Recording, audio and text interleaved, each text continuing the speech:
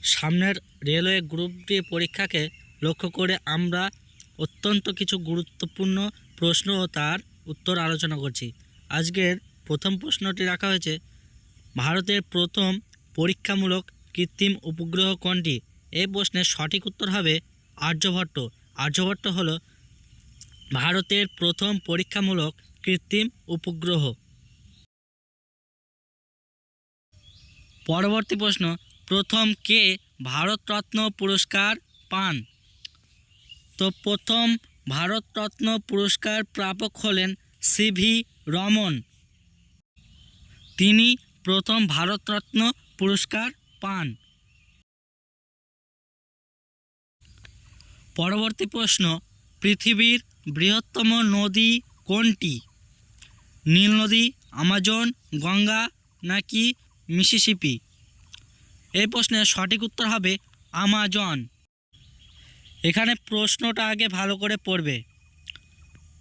দেখো, বলেছে বৃহত্তম নদী, সেই জন্য আমাজন। যদি বলতো দীর্ঘতম নদী তাহলে নীল হতো। নীল নদী পৃথিবীর দীর্ঘতম নদী, আর আমাজন হলো পৃথিবীর বৃহত্তম নদী। চলো পরবর্তী প্রশ্নতে যাওয়া যাক। সেন্ট্রাল ড্রাগ রিসার্চ ইনস্টিটিউট কোথায় অবস্থিত? এই প্রশ্নের সঠিক উত্তর হবে উত্তরপ্রদেশের লখনৌ। লখনৌতে সেন্ট্রাল ড্রাগ রিসার্চ ইনস্টিটিউট অবস্থিত। পরবর্তী প্রশ্ন, পৃথিবীর ক্ষুদ্রতম রাষ্ট্র কোনটি? এই প্রশ্নের সঠিক উত্তর হবে ভাটিকান সিটি। ভাটিকান সিটি হলো পৃথিবীর ক্ষুদ্রতম রাষ্ট্র। মনে রাখবে, এই রাষ্ট্রে কোনো রকম বিমানবন্দর, এয়ারপোর্ট নেই। এই রাষ্ট্রে সাধারণত খ্রিস্টান ধর্মগুরু পোপেরা বসবাস করে। প্রথম কোন ভারতীয় মহিলা ইংলিশ চ্যানেল পার করেন? আরতি সাহা, মীরাবাই চানু, মনু ভাকর, ভিনেশ ফোগাট?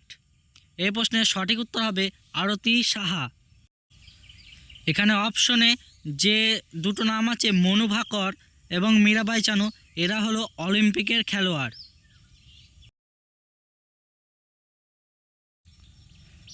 মিজো ন্যাশনাল ফ্রন্ট এর প্রতিষ্ঠাতা কে?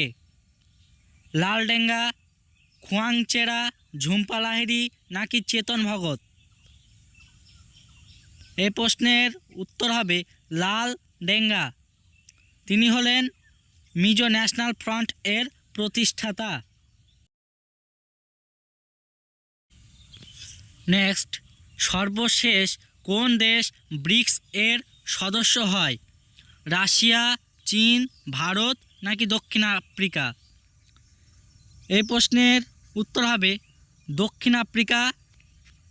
দক্ষিণ আফ্রিকা দেশটি সর্বশেষ ব্রিক্স এর সদস্য হিসাবে যোগ দেয়।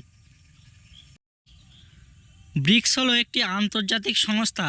এর পুরো নাম বা পুরো কথাটি হলো, বিতে ব্রাজিল, আর থেকে রাশিয়া, আই থেকে ইন্ডিয়া অর্থাৎ ভারত, এবং সি থেকে চীন বা চায়না, আর এস থেকে সাউথ আফ্রিকা বা দক্ষিণ আফ্রিকা, অপশনে যেটা আছে। ব্রিক্সের সদর দপ্তর চীনের সাংহাই শহরে অবস্থিত। 2025 সালে ব্রিক্সের যে সম্মেলন অনুষ্ঠিত হবে সেটা ব্রাজিলে অনুষ্ঠিত হবে 2025 সালের, অর্থাৎ এই বছর জুলাই মাসের দিকে সম্ভবত। চলো পরবর্তী প্রশ্নে যাওয়া যাক। অত্যন্ত সহজ একটি প্রশ্ন, আয়রন ম্যান অফ ইন্ডিয়া নামে কে পরিচিত? কাকে আয়রন ম্যান অফ ইন্ডিয়া বলা হয়? ভারতের লৌহ মানব কাকে বলা হয়? এর উত্তর হবে সর্দার বল্লভভাই প্যাটেল। পরের প্রশ্ন, কত খ্রিস্টাব্দে ভারতে প্রথম ডাক টিকিট ব্যবস্থা চালু হয়? এর সঠিক উত্তর হবে 1852 খ্রিস্টাব্দে প্রথম ভারতে ডাক টিকিটের যে ব্যবস্থা সেটা চালু হয়। সিন্ধু সভ্যতার কোন অঞ্চল সিন্ধু নদের তীরে অবস্থিত? হরপ্পা নাকি লোথাল, আলমগীরপুর নাকি মহেঞ্জোদারো? তো এর সঠিক উত্তর হবে মহেঞ্জোদারো। এই অঞ্চলটি সিন্ধু নদের তীরে অবস্থিত। দক্ষিণ ভারতে গুপ্তদের সমসাময়িক কারা ছিল?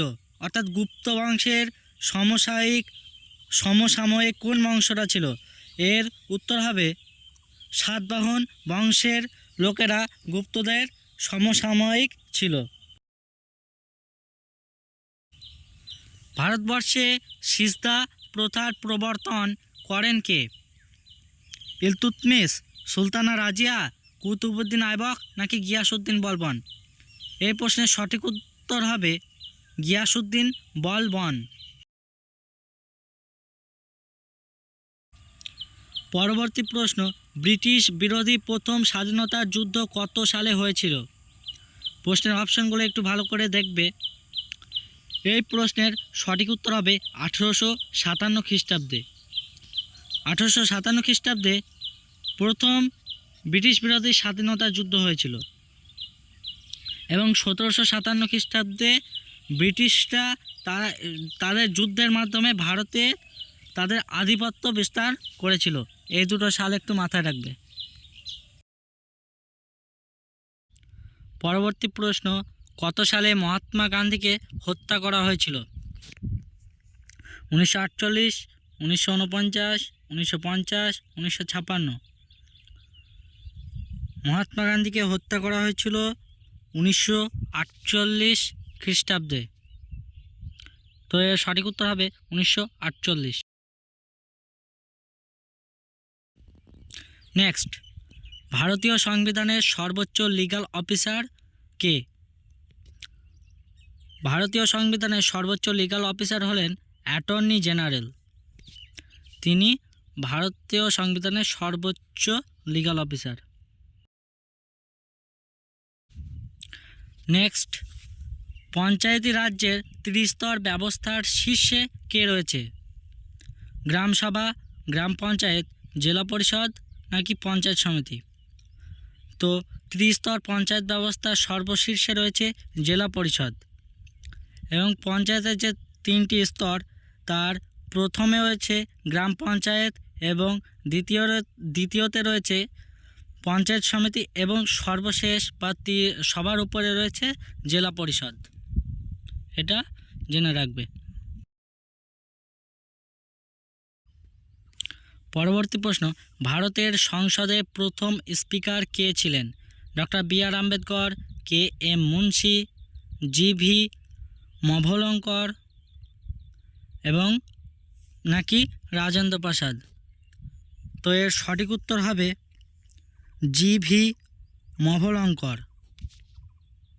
তিনি ছিলেন ভারতীয় সংসদের প্রথম অধ্যক্ষ বা স্পিকার। পারসেক এককটি দিয়ে কি মাপা হয়?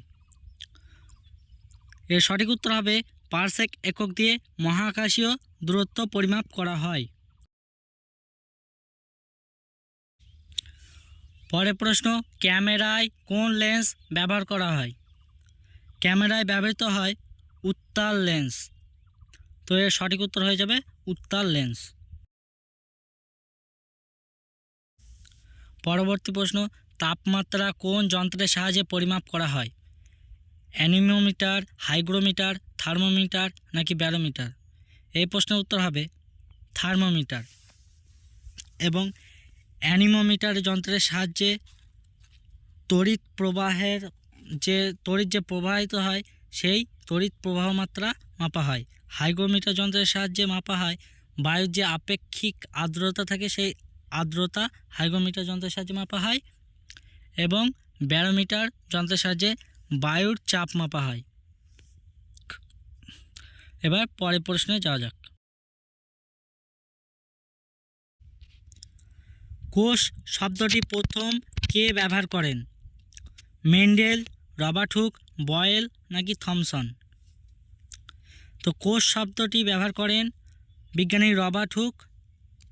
সালটা 1665 খ্রিস্টাব্দে 1665 খ্রিস্টাব্দে রবার্ট হুক কোষ শব্দটি প্রথম ব্যবহার করেন। অবশ্য সেটি মৃত কোষ বা উদ্ভিদের কোষ, প্লান্ট সেল। পরবর্তী প্রশ্ন, নিচের কোন ভিটামিন জলে দ্রাব্য? Vitamin D, vitamin E, vitamin A নাকি ভিটামিন বি? এই প্রশ্নের সঠিক উত্তর হবে ভিটামিন বি। দেখো, দ্রাবতার দিক থেকে ভিটামিনকে দুই ভাগে ভাগ করা হয়। একটা হচ্ছে ওয়াটার সলিবল আর একটা হচ্ছে ফ্যাট সলিবল। একটা জলে দ্রাব্য আর একটা ফ্যাটে দ্রাব্য। জলে দ্রাব্য ভিটামিন হচ্ছে ভিটামিন বি, আর ফ্যাট সলিবল বা ফ্যাটে দ্রাব্য ভিটামিনগুলি হলো এ, ডি, ই, কে। চলো পরের প্রশ্নে। মানবদেহের বৃহৎ পেশিটি কোথায় রয়েছে? হাতে, কোমরে, ঘাড়ে নাকি পায়ে? মানবদেহের বৃহৎ পেশিটি রয়েছে কোমরে এবং সেই পেশিটির নাম হলো গ্লুটিয়াস ম্যাক্সিমাস।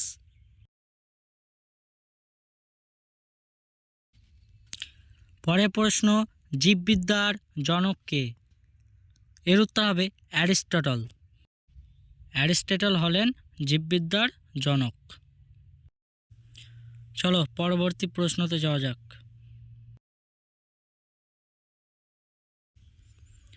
পরে আর কোনো কোশ্চেন নেই, তো এখানেই শেষ আজকের ক্লাসটা।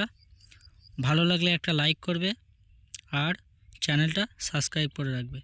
কেমন ক্লাসটি লাগলো একটু কমেন্টে জানাবে। ধন্যবাদ। ভালো থাকবে, সুস্থ থাকবে।